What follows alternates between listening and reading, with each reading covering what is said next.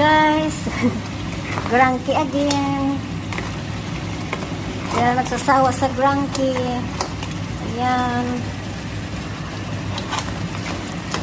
Sarap ng grangki. Grangki blue. Maraming kamatis.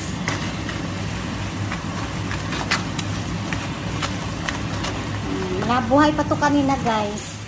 Tapos pinaano ko sa tubig, hinayaan ko rin sa tubig tapos may asin. Namatay na. Ayan. Takpan natin yan siya guys. Lagyan siya ng wine, paminta. Tapos yung kamatis. Ginisa natin siya sa kamatis na mga, ayan, sibuyas. Ayan.